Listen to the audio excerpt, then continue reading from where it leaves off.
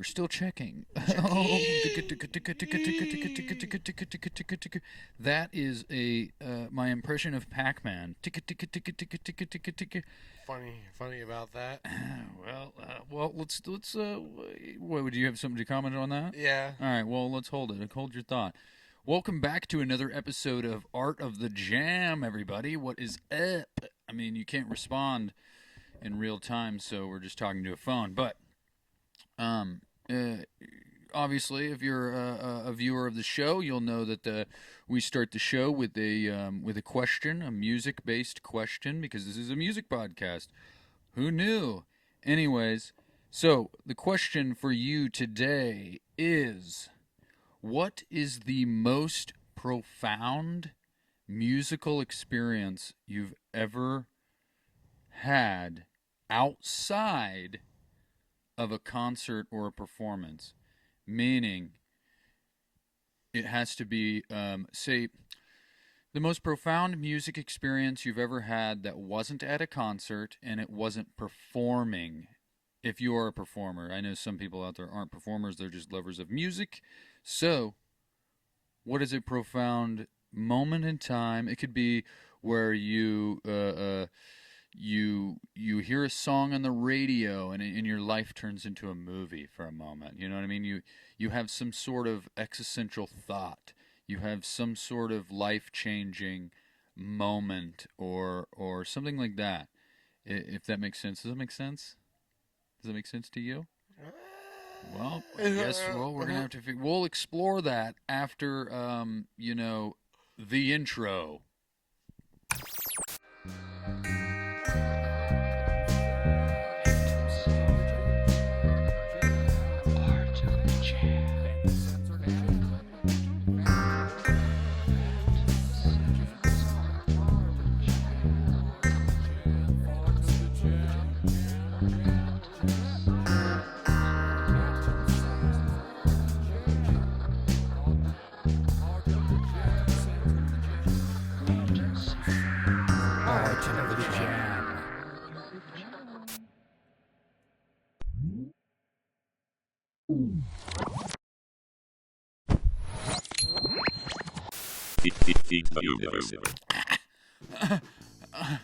And we're back. I'm trying to find new creative ways to come back from the intro, and that one hurt, actually. So, anyways, but the most profound music experience, I hope you all... I quite understand that. Okay, so I'll give you my example first here. So, my example is, so, for instance, like, you have like that, it could be anything as such as like a long drive with the windows down, Hendrix with the windows down, for instance, and you just have that like moment of solace, like you just are calm, you have this like for instance, like we used to take like a boom box, right, to the river with us back in the day, like my group of friends, and we would play. I don't know. Were you ever a fan of Mumford and Sons? They kind of fell off. Not really. But do you remember how epic they were when like it was like the first band that came out that was just like epic folk music, like earth-shattering folk music? Like that's, I don't know how else to explain Mumford and Sons, but they were like the first. They like pioneered that type of folk sound, if that makes sense, in my opinion. And it's debatable. Comment, subscribe, comment, like, whatever. But we would take their first album to the river with us, and we would point there was like a sandbar that was like facing down river, and obviously if you've been to the river, sound carries on water. Like you can hear shit from like a mile away downriver. And so we could like swim like a mile up and down this river and still be able to hear the boombox playing. And it's just like one of those where you're it's just weird. It's like a scene from a movie. Like you just have this moment of clarity, I guess, if that makes sense. Like, you hear this epic music and it gives you this feeling where you're like, I feel like I'm where I'm supposed to be. I feel like I'm in a movie. I feel like it's cinematic. I'm glad I exist. Like it's one of those types of feelings, and also, and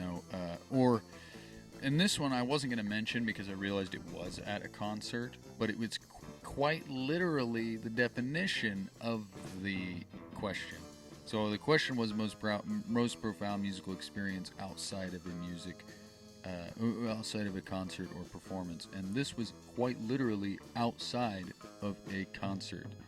And what was crazy is we used to run up and down the Beale Street in Memphis all the time, and we left the festival, and because we were like, man, there's no other bands that we really want to see, so we just kind of like bounced. We're gonna go fucking get drunk and shit at the campground. And me and Nichelle, we had just, I think it was like within the first year we were together, and we were walking down the street just alone, just in downtown Memphis, which is kind of scary and frightening in the middle of the night. And then we just hear the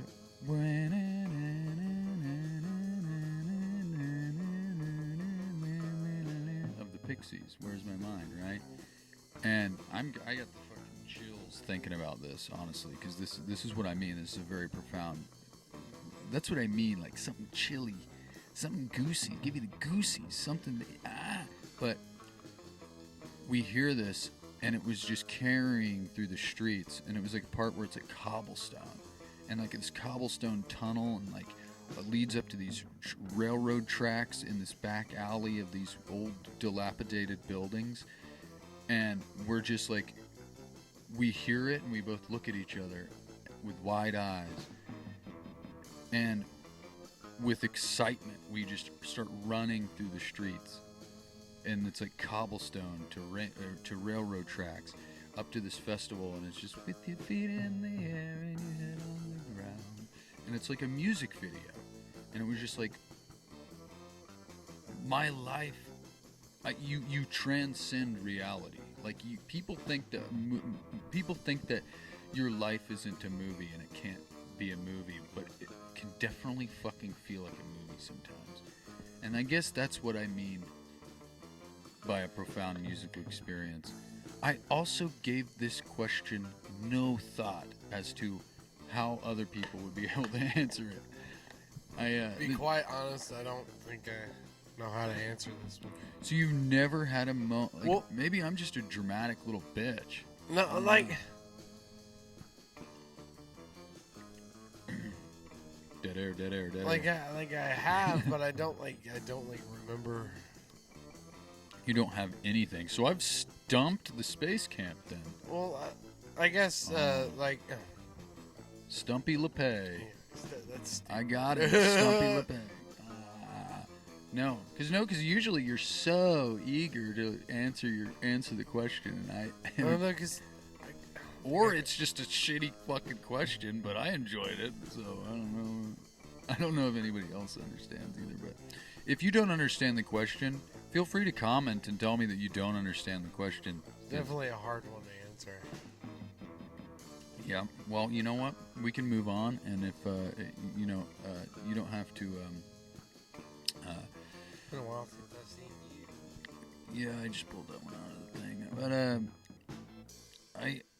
give it some thought, but you don't have to like strain yourself thinking about it. And I'll just have an aneurysm. I'll revisit it by the end of the episode, and I'll see what you think. All right.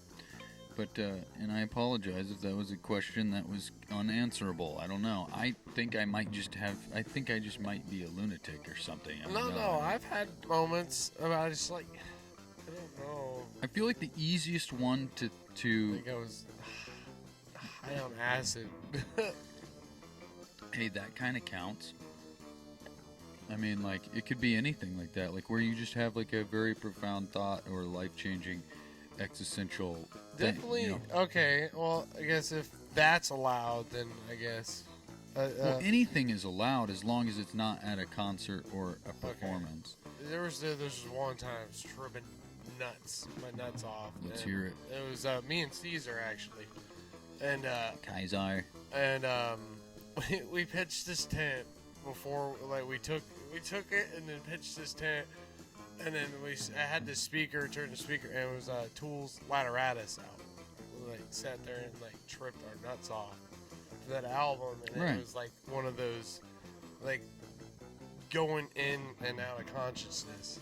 Yeah. And it was definitely like a life-changing experience. Like you learn some shit about Yeah. yourself. That's what I mean, I guess. Yeah. That And then we got definitely stuck counts. in that tent and then rolled it down a hill while in that tent. How life-changing. I realized some shit about myself that day. I realized that I wanted to pitch a tent and roll it down a hill with us in it. No. I'm just fucking out. I also forgot Captain's Log again. So Captain's Log... I didn't mean to... No, I feel like I segue too quickly sometimes. But Captain's Log, it is Friday, December 27th at 6:42 p.m. So you people know what the frame of time, whatever the fuck I just said, is that. Yeah, dude. I don't know. Anyway. But speaking of, this album of the week here, whenever it comes to a profound music experience, yeah, I remember I told you episodes ago that the album of the week and the question don't necessarily correlate, but I just can't help now that they all are starting to correlate, and I guess they correlate now. I don't know. But no, I was talking about like taking a boombox to the river and listening to like Mumford and Sons, and it's just like a very cinematic like movie moment. But this album here is the first record by the Fleet Foxes, their self-titled album. And I don't know if you've ever heard the Fleet Foxes, but the Fleet Foxes are literally like, it even looks medieval, but it's almost like a mixture between like Mumford and Sons, My Morning Jacket, and Gregorian chant. Like Sounds interesting. I don't even, that was a poor description of them, but they're just like that weird, like this is like hiking music, if that makes sense. Like it's very woodland and shit like that. Like like what's a like White Winter Hymnal, Ragged Wood, Tiger Mountain Peasant Song, Quiet House. He doesn't know why. Heard them stirring. Like it's just like it's very woodlandy. I don't know how to explain it other than that. It's like,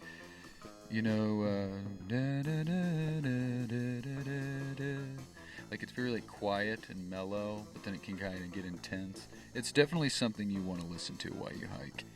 It's fucking dope. While I hike. Yeah. But like, I have both of their first albums. They're honestly their third album, and I'm not sure if they came out with any after that, but the first two albums are the only thing worthwhile. And yeah, it's one of those album covers that you can look at for hours. I love interactive album covers, like album art for bands. It's like something like you spin this record, but you're also sitting there immersed in their album cover while you listen to the music, and it kind of fits. I mean, that's kind of the point, but it's just dope. I really enjoy it. Yeah, it's just like one of those things, man. There's just so much shit going on. Vinyl. You just stare at the cover of it, and you're like, oh, I'm lost into this, and then you have to flip it over. It's a very romantic experience, like or not romantic, intimate experience whenever you listen to a record. Romantic in this bitch. Well, like it's a full-fledged experience. Like when you know, it's so easy now to just like play something on iTunes or Spotify, you know what I mean? And you don't think about it. It's just almost meaningless. Like you like the music and you listen to the music, and that's great. Right. But you don't think about the experience you're having listening to it. It's just kind of like playing in the background or what have you. It's like when you listen to vinyl, you have to like open up the top deck. You gotta lift the needle. You gotta flip the record. You gotta blow the dust off. You gotta, you know, you got to look at the fucking album cover. Like, it's all an experience, and you're actually like immersed in what you're doing, and you actually like are intimately involved with this record and with this music, and you have to listen. Normally, you have to listen to the whole record from beginning to end, which is what the point of a fucking album is. Like, instead of just trying to go and find one song. Now, that's a whole other thing. I mean, that's cool, yeah. If you have a favorite song on an album, you download it, whatever, blah, blah, blah. But when you listen to vinyl, you should always listen to it from start to finish. Because that's just what that's just the point. Yeah, it kind of defeats the purpose. Yeah, but so Fleet Foxes, yeah, it's a very like medieval sounding type of folk music, and I always loved him, and you know, Oliver James washed in the rain, no longer. It's just like echoey.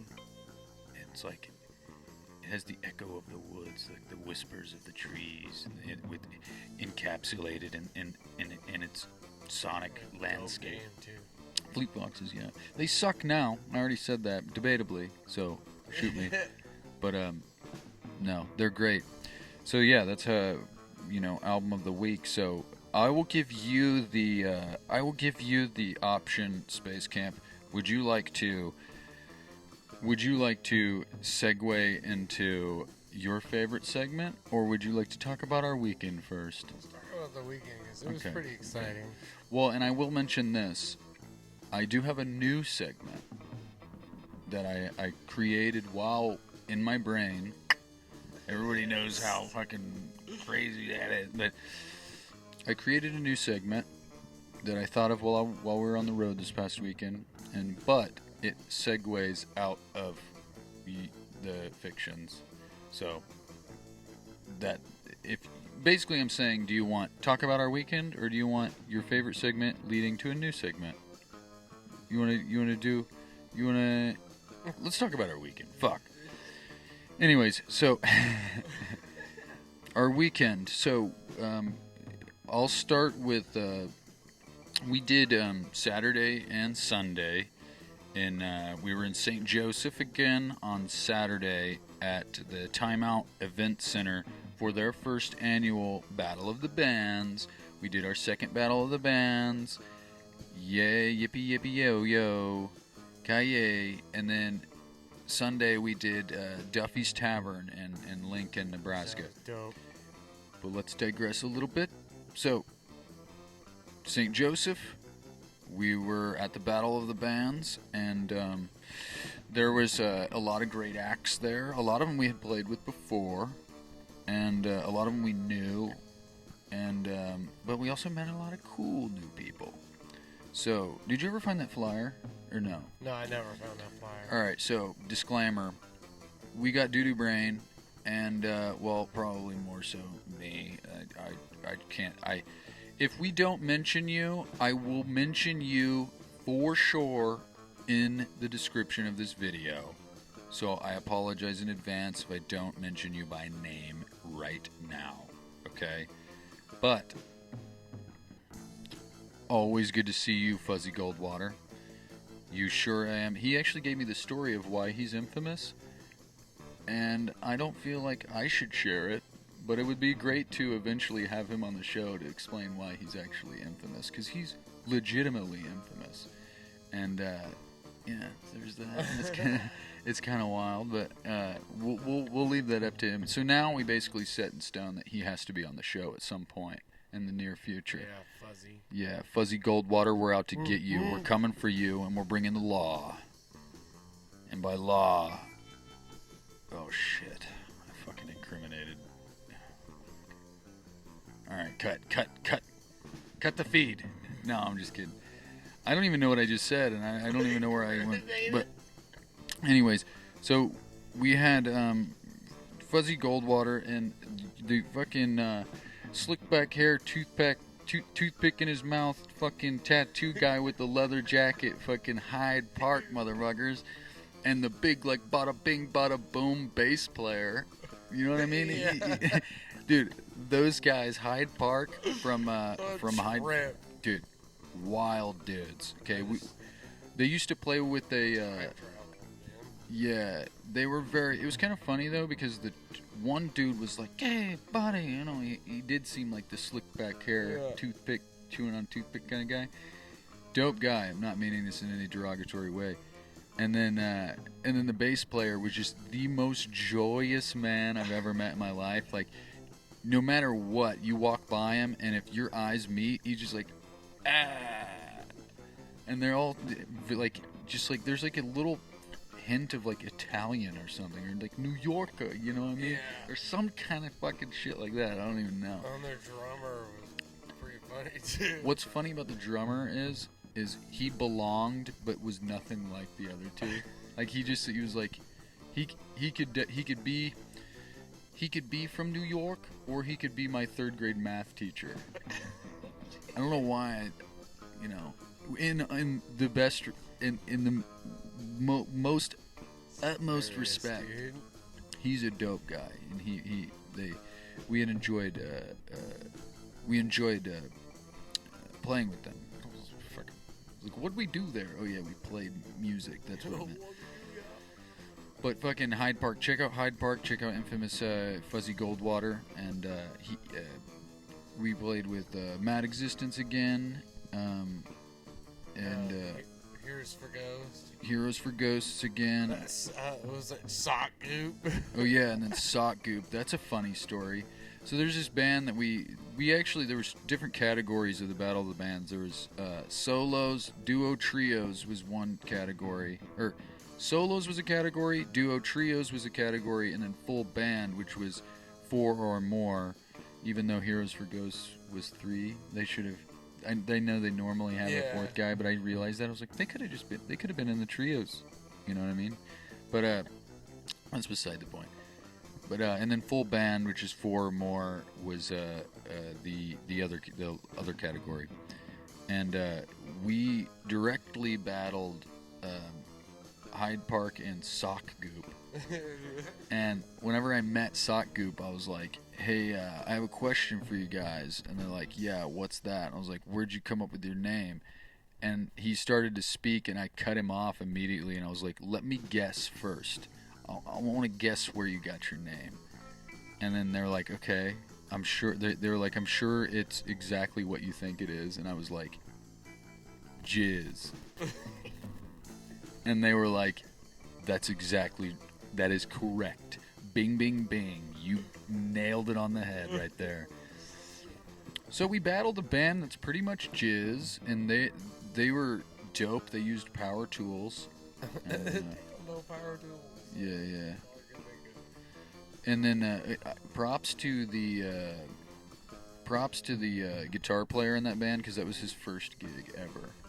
So yeah, I thought that was pretty impressive. That it's like, my first gig. That's like never having done like comedy and going on like Kill Tony or something, or like, you know what I mean? It's like, I've never played a gig before, but I'm gonna go straight to a battle of the bands. Like, I thought that was pretty honorable, if that makes sense. Right. But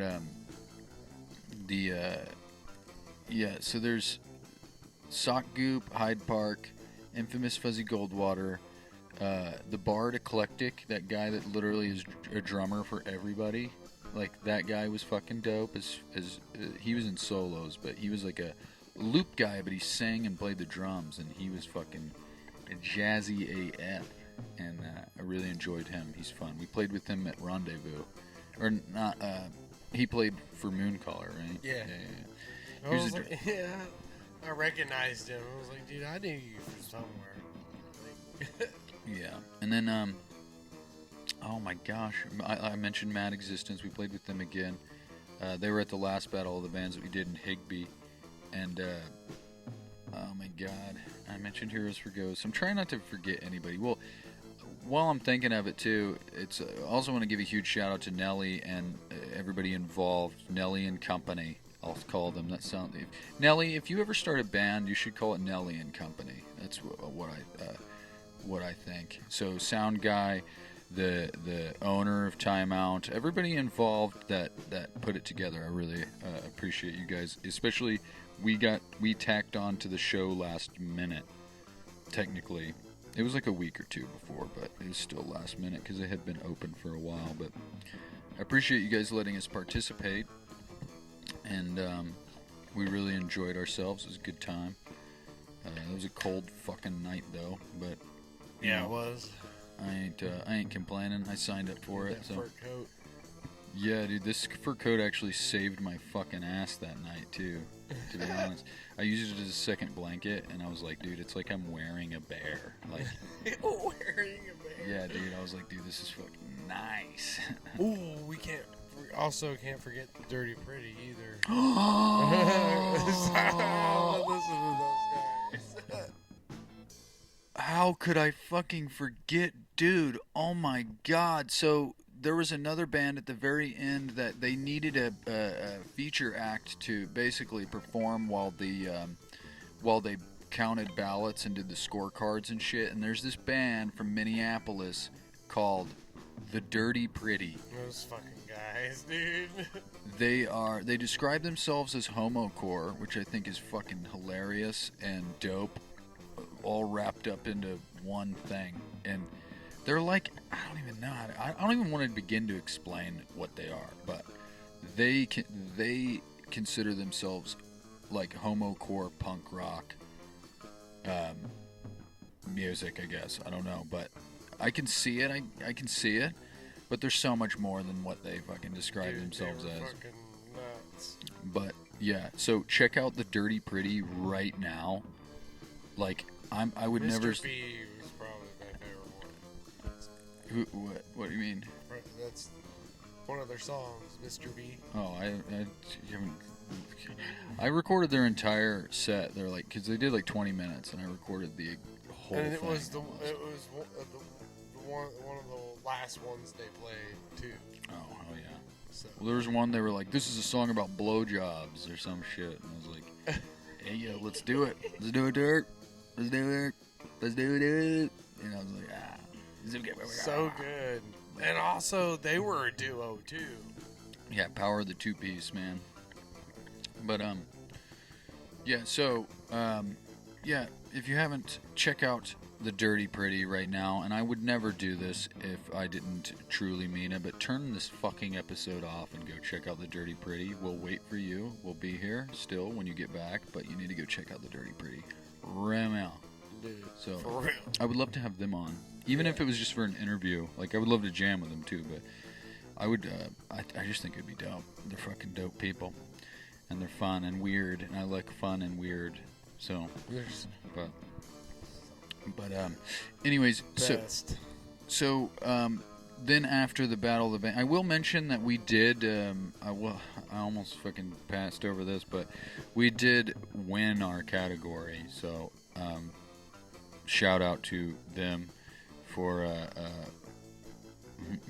First trophy. Yeah. I've ever won.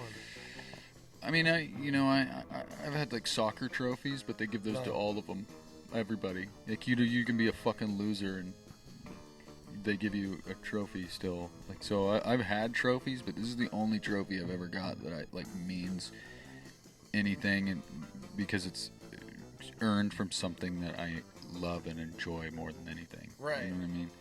It's the first meaningful trophy I've ever had, but I keep kicking the light. But Super cool, dude.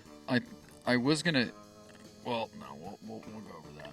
We'll forget that. We don't need that. But yeah, we won our category, and it was still such a good time to battle it out, duke it out, old fisticuff style with Hyde Park and Goop, because they were the two bands that were in our category, and I see competition weirds me out, so I'm like, I feel like I should thank you guys for being like cool. You know what I mean? I don't know, like everybody was so respectful, and Right, it's like, and not like douchey. yeah, and I just feel like I should bring that up because I love that. I love it. I don't know.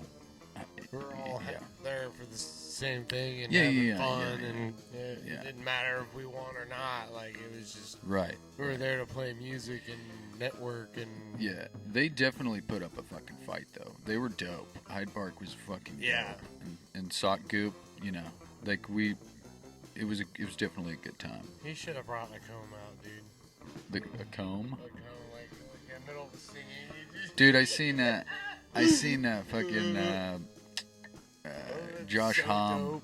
Josh Homme from Queens of the Stone Age. I seen him do that because I seen Queens of the Stone Age in Memphis, and he literally like there was like a break in the song, and he like slung his guitar behind him and pulled out a comb and like combed his hair, and I was like, you fucker, you and your fucking comb and your slick back hair, live for New Year's Eve, chicken spaghetti at Ciccolini's, whatever the fuck.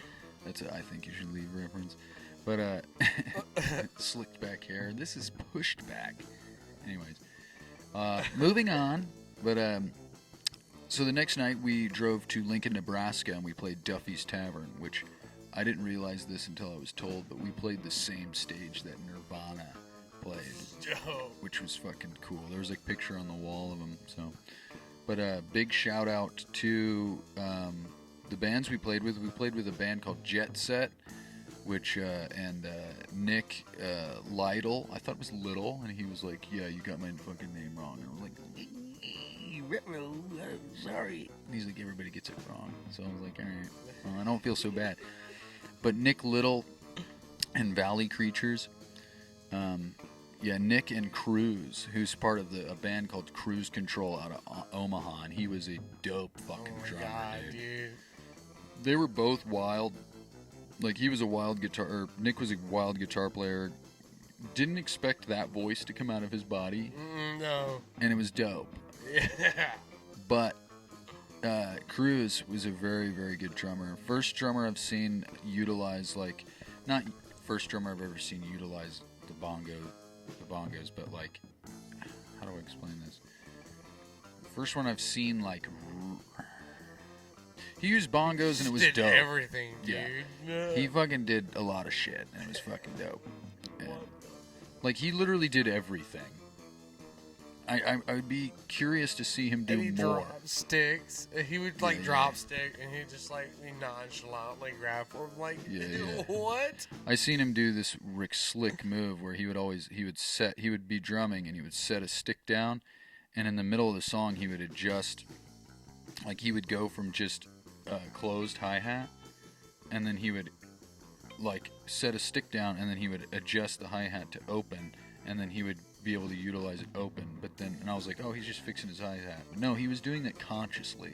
He had to have been, because he would do it more than once in like the stretch of a song. So he would make it go, he would close it, so he would get a different sound out of it, and then like 30 seconds, 45 seconds later, 2 minutes later, whatever it may be, he would do the same thing, but he would do the opposite. He would like open it or close it, and he was like just fucking around, and it was like, that's kind of dope to see. Like, it was just wild. But yeah, so fucking Nick Lytle and Valley Creatures, and check out Cruze from Cruze Control out of Omaha. Fucking dope people, dude. And huge shout out too to Malcolm, sound guy at Duffy's. He fucking said quite a few nice things, and that guy was jamming out for a sound guy. He was like fucking like dancing with the lights and everything. It was like, dude. Hold me closer, Tony Dancer. He was definitely vibing. He enjoyed his job. Let's definitely say that. For sure. Somebody that loves his job. Yeah. But let me. Somebody that loves their job is me, and one of my favorite parts of my job is coming up with fictitious band names. Segue. Segue alert. Segue alert. So, if you know the show by now, you know what's going to happen. Our next segment of the show is called Phantom Sam and the Fictions, where, over the course of the week, I come up with as many fictitious band names as possible, and we try to guess what genre this band would play. And so, without further ado, with that being said, we're gonna hop right into these fictitious bands. We bring you the fictions, dude. We bring you Phantom Sam and the Fictions. Anyways, fictitious band, and I'm gonna be honest, it's been a little longer than a week because we usually film on Mondays, and it's a Friday right now because we came back from the road late. And, On a Monday. And the holidays and whatnot. But, what happened to your thumb? Did you cut it at work? Oh, yeah. Dude. Cutting his fingers, you know. And you know what's funny about that? I cut it in the same spot the last time I cut my thumb. Sounds like you need to readjust your cutting style. I don't know if I can. At least it's persistent. I don't know if that's a. I don't. I mean, if it's I don't know if in that's the a good same thing. Spot, though. Yeah, but I don't know if that's quite a good thing to be proud of being consistent with. It's like, oh, at least I cut my finger in the same spot. I know what I did. I didn't curl my fingers. Is exactly what happened. Well, you know what? Curl your fingers next time. Anyways, fictitious band name, and I'm like I said though, it's been a little over a week, so I don't remember half these backstories. But I'm gonna try my best to remember them, and if not, then sorry, because I know the backstory to these are kind of part of the comedy of it. But so fictitious band name number 1, Predator Generator. What do you think genre Predator Generator would be?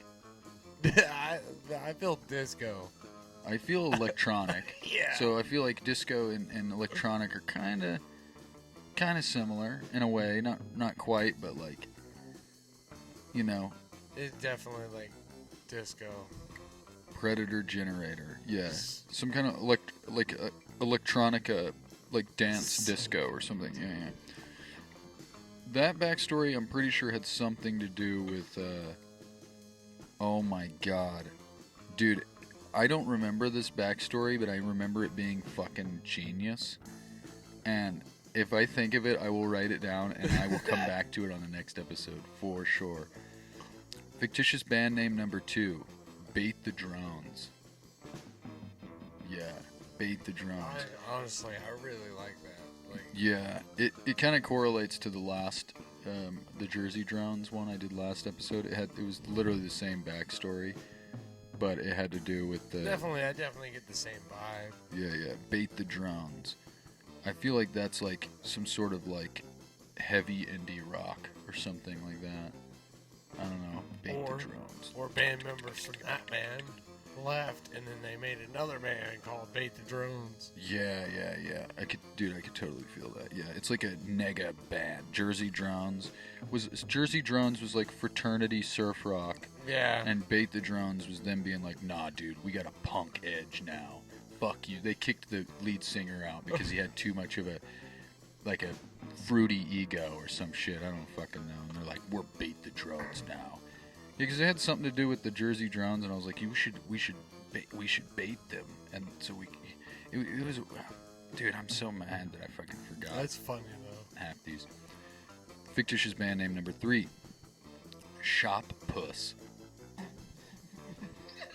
Shop Puss. Please tell me there's a backstory to that one. Yes, there is, and I do remember it. But it's another one that I think Michelle will get mad at me for.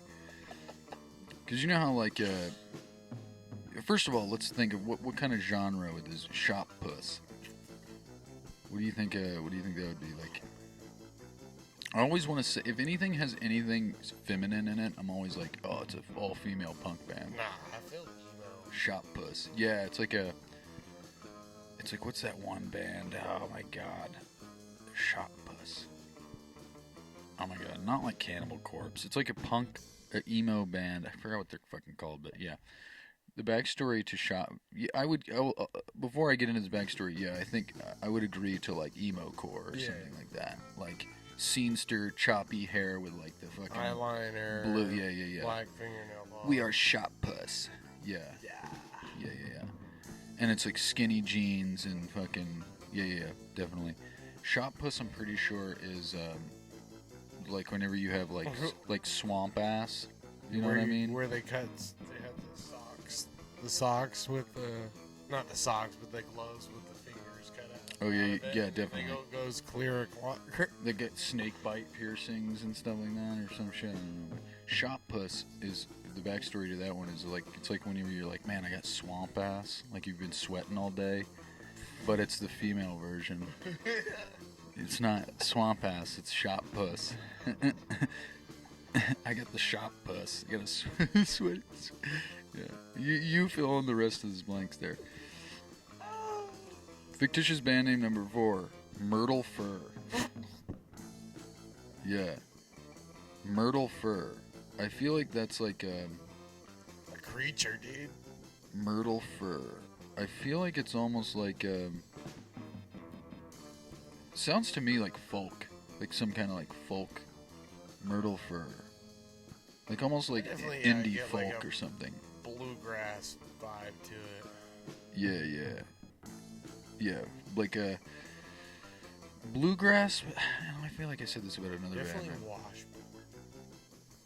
I could see that. See, I'm going a different direction with it, but they're still one and the same. I'm thinking almost like the Fleet Foxes here, like a weird, like almost like woodsy fucking folk music, but bluegrass is kind of that in a way. But yeah, a washboard, a chicka chicka chicka chicka chicka, that'd be dope. That one was actually said in a podcast, and one guy, I guess it was Shane Gillis and Dan Soder, the comedians, and I guess they were on. Shane Gillis was on Dan Soder's podcast, and he was like touching him with his socks, and he was like, "Dude, He's like, "What are you doing?" or something like that, and he's like, "Your socks are all hairy," and he's like, "No, that's Myrtle Fur. His dog's name is Myrtle." And Nichelle sent it to me, and I was like, that's a dope fucking band name, Myrtle Fur. Dude. Anyways, fictitious band name number 5, Flesh Tunnel. Yeah, Flesh Tunnel. That sounds fucking vulgar. There you have it. Flesh Tunnel. I feel like, it's like Gwar without the costumes. Yeah. Gwar without the costumes, definitely. Well, we sealed that one up real quick. Anyway, and I don't know if I remember the backstory to that one, to be honest. Honestly, I feel like I have a threshold of 1 week to remember backstories, and then I just forget everything. So I have one more, and this is the segue to my next segment. Oh shit, I forgot about that. This next one is Bathroom Buddha. What do you think? What do you think band that would be? Healing music, man. Yeah. It's like you gotta light an incense, dude, and just crank it while you. It's very meditative sound. It didn't feel meditative. Bathroom Buddha. Yeah, I feel like it's just like nice light little stanky grooves, but with just like toms. You know what I mean? And like, I don't even know. I think it's just because the word Buddha in it. Or gong. Yeah. It's just like light meditative funk. So you take shit. Yeah. You shit to funk, take funk shits. Like bamboo and. Yeah. It sounds. It's a band that just sounds like bamboo. Comment what you think of that in the comments. I don't know. But segue to my next segment, and I hope this makes sense to other people because I'm just trying. I'm trying new things, but this made sense to me. But I thought of this name, and then I was not the name of the band. I thought of this name for the segment, and then the band name came out of that, and I was like, perfect segue. So this next segment is called Phantom Sam and the Buddhas of the Bathroom Wall, right? So I realized when I was in Lincoln, and I had realized this before, but it just kind of sprung on me while I was in the bathroom at Duffy's. He's springing a and leak. There's always, you go into the bathroom at a venue, and there's always just like dicks drawn everywhere, and band stickers, and just really vulgar shit like jizz, bitch, just curse words everywhere. But then somewhere snuck in the middle of all of that is always something that's so enlightening, and it's exactly what you needed to hear in that moment. I know that's wild, but there's always something so profound in the middle of just a bunch of expletives and just vulgarity, right? And so I started taking pictures of them because I was like, dude, this is dope. this is just that it's like I can't explain to you, but I'm sitting there and I'm pissing and I'm like, oh, there's a dick on the wall, there's this, there's that, there's this, and then I see this phrase and I'm like, I believe in myself. Like, I don't even know how to explain it. I was like, this is exactly what I needed to hear right now. Like, because whenever you're before a show, it's like I'm always like, I do still get nervous, but I've learned to like control the anxiety of it. And sometimes I do. I'm like, oh shit, man, I don't want to do this, or like, not that I don't want to do it, but your anxiety is like, I don't want to do this, or you start experiencing anxiety right before you go into the show. And so I seen it, and I was like, like you start thinking like, oh, I'm not shit, blah blah blah. I hope people enjoy it. Whatever. And I'm gonna start putting these pictures up too, because I seen this one, and I'll show it to you, and I hope you understand why it was so profound. But in the middle of all of this shit, I see this phrase at the top: if it is, why isn't it? If it is, why isn't it? And I thought, for some reason, I was like, if I get something out of that, and that makes me like feel, worth something, I was like, then I feel like this needs to be shared. And if you, and I'm sure there's people out there that are going to be like, oh, that was just some fucking stupid ass pointless graffiti on a bathroom wall. But I'm sure if I got something from it, then there's at least got to be another person out there that's going to get something from that. Right. But if it is, why isn't it? And I don't know why, but that was literally like, to me, it was like, I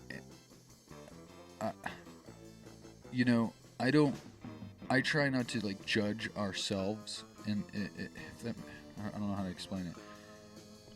I'm extremely judgmental of ourselves, like of our, like whether we're doing a good job or not. Obviously, I want to be good at it, but it's like people say that we're good. People enjoy us. I mean, we won that battle of the bands, so we obviously are good to some degree. You know what I mean? And so it's like whenever you're sitting there and you're having poor or thinking ill of yourself, and then you see if it is, why isn't it? And it's like, if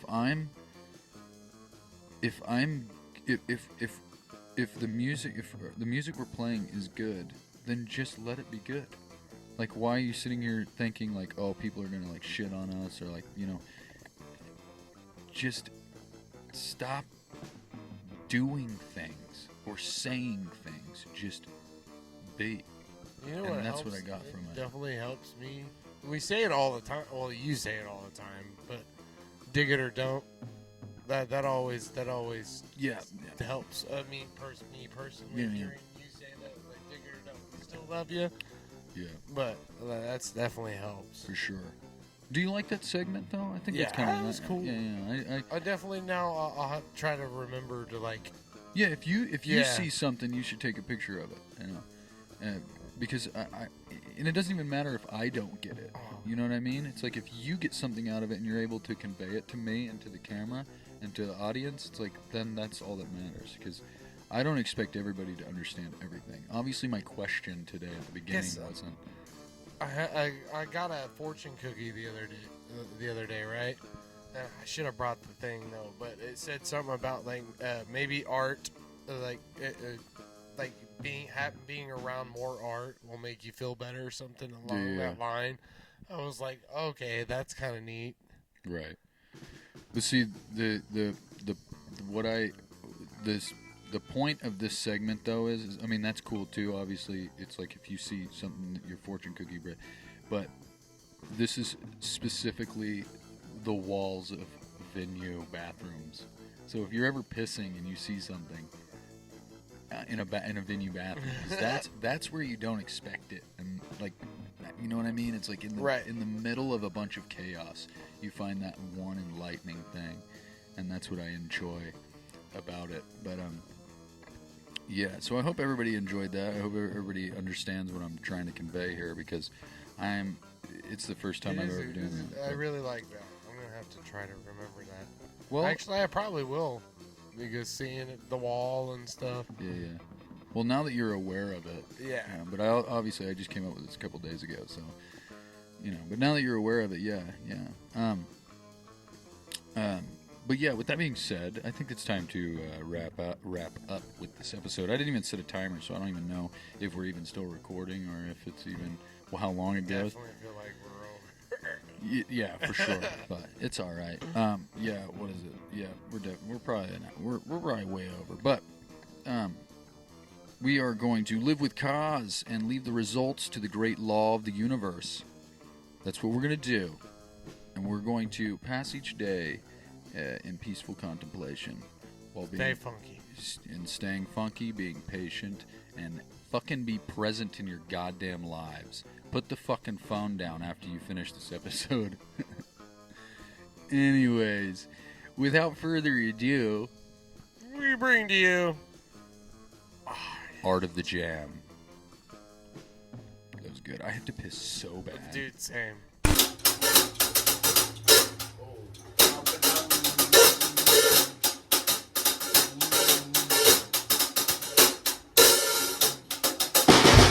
Light there.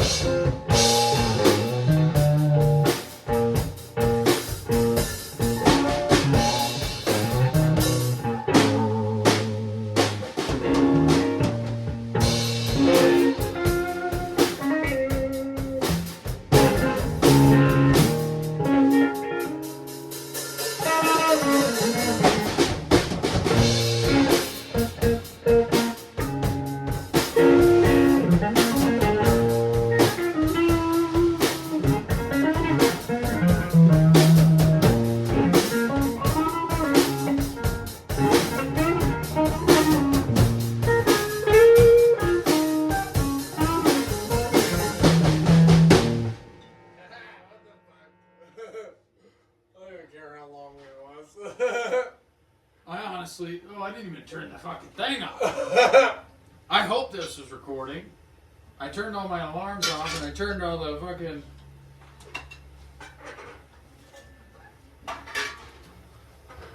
I hope this is recording. Whoa!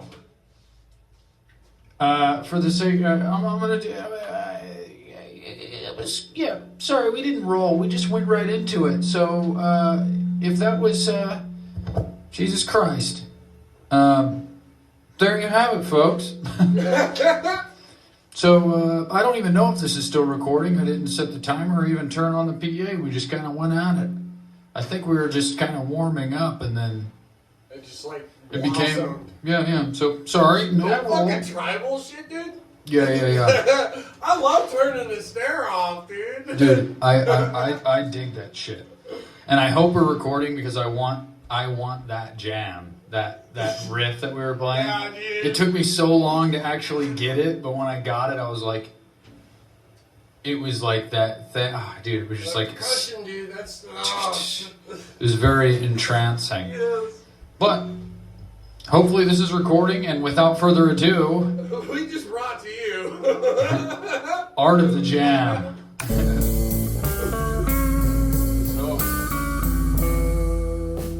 Yep, it is. How long?